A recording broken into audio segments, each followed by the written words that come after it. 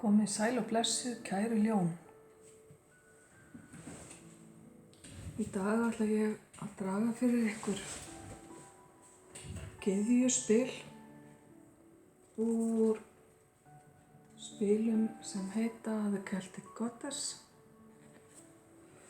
Og við ætlum bara að sjá hvaða skilaboð gyðjan færir ykkur í dag. Það geta verið skilaboð sem höfða til ykkar akkurat núna eða mun höfða til ykkar næstu daga. Þetta vil eigið eftir að hugsa tilbaka og muna eftir þessu spili leið og eitthvað gerist sem að skilaboðin tala Kæru ljón, við skulum bara byrja. Þið hafið fengið spil númer 50. Þetta ensk gyðja sem heitir Sequana. Ég ætla nú ekkert að reyna að bera þetta fram eitthvað öðruvísi, en hún gyðja óskanna, uppfylltra óska. Hún stendur fyrir langanir og þrár. Hún kemur með þau skilaboð að óskir ykkar eru uppfylltar eða munu uppfyllast á næstunni og að lífið framundan verður bjartara en áður. Sequana árgyðja, hefur sterka tengingu við vatn og hún talar það að lífið sé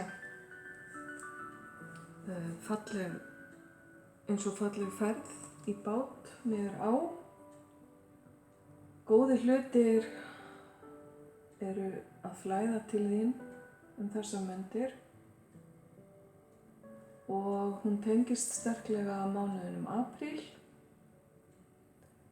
Báturinn hennar sem hefur andahöfuð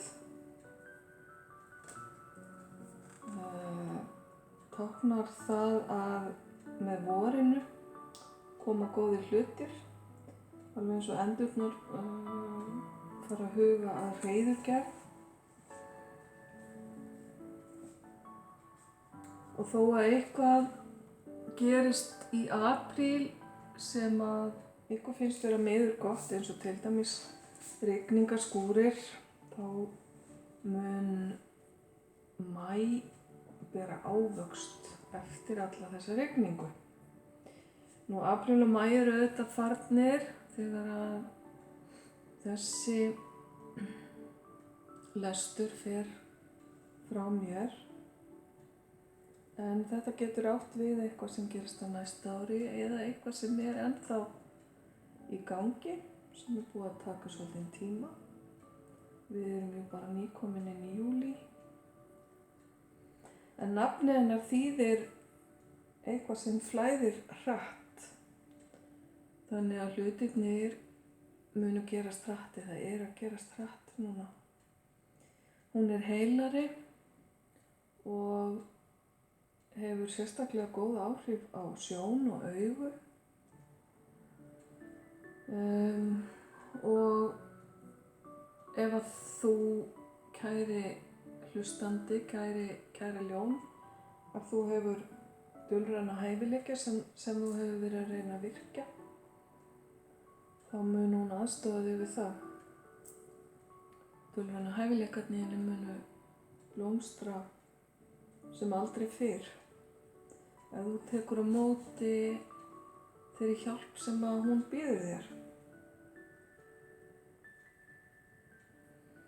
Hún hvetur þig til að halda áfram að trúa því að allt sé mögulegt og að óskir geti ræst.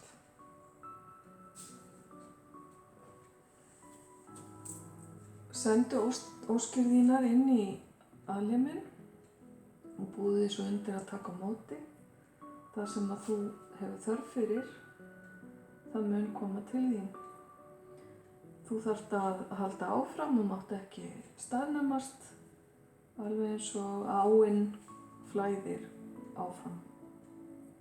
Og ár flæði aldrei aftur á bak eða upp í móti, ekki frekar en tíminn.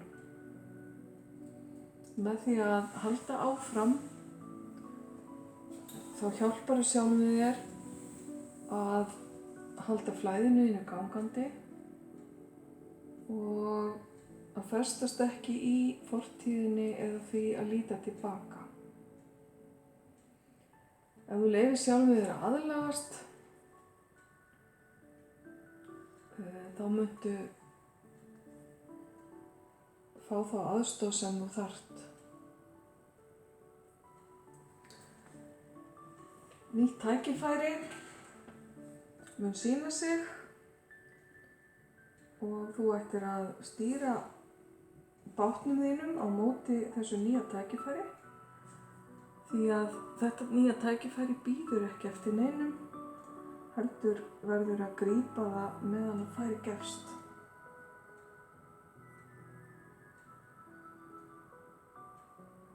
Og það er verið að tala hérna eiginleika andarinnar. Það er að segja að hún getur bæði gengið, synt og flogið, jafnt ein sem með öðrum. Þannig að tileinkaðu þér það að vera sjálfstæður en að geta líka unnið með öðrum.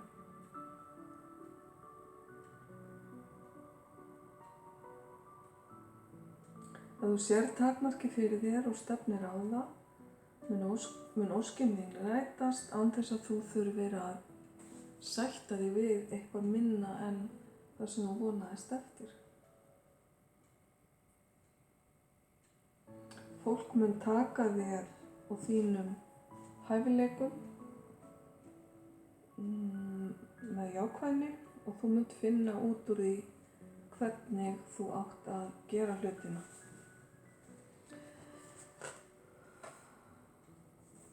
Leið og þessi orka er farin af stað, þá mun fólk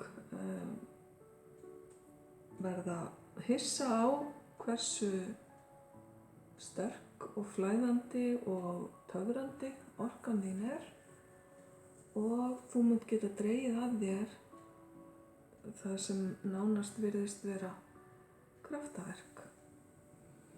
Það er manneskja hérna sem er að horfa og fylgjast með þér og þinni stöðu og það er verið að biðja þig að taka vel á móti öllu sem þér býðst. Það sem að þú ert að vonast eftir, hvort sem það er fjölskylda, atvinnutengt, bíll eða heimili eða samband, draumasambandið, þá er hér eru vissulega möguleikar hérna fyrir hverju sem er. Þú gæti verið að fara í ferðalag og sérstaklega þá yfir vatn. Og hér er líka verið að tala giftingu og fæðingu barns. Þannig að það er margt sem kemur upp með þessu spili. Og óskir ykkar kæru ljón gætu verið margvíslegar. Þú þarft að vanda þig þegar þú orðar hlutina sem þú biður til þess að það sem að kemur til þín sé raunverulega það sem að þú varst að biðja Ef þið vill áttu ekki von á því sem kemur, heldur áttu von á hlutunum í einhverju öðru formi, en mundu að alheimurinn sendir þér einungis það sem þú hefur þörf fyrir. Kannski er einhvers konar lærdómur fólginn í því sem kemur til þín og þú þarft að vera meðvitað það, kæra ljón, að peningar færa ekki hamingju og vellíðan. Þannig að þú ert að óska þér peninga, gerðu þá grein fyrir því að því fylgja ekki endilega þeir góðu kostir sem að þú ert að vonast eftir. Reyndu þá líka að nýta peningana til að gleðja aðra eða verða þér eða öðrum einhverju leyti til góðs. Ef til vill mun þér líða miklu betur án þess að hafa mikið af peningum á milli handana. Þetta bara svona áminning.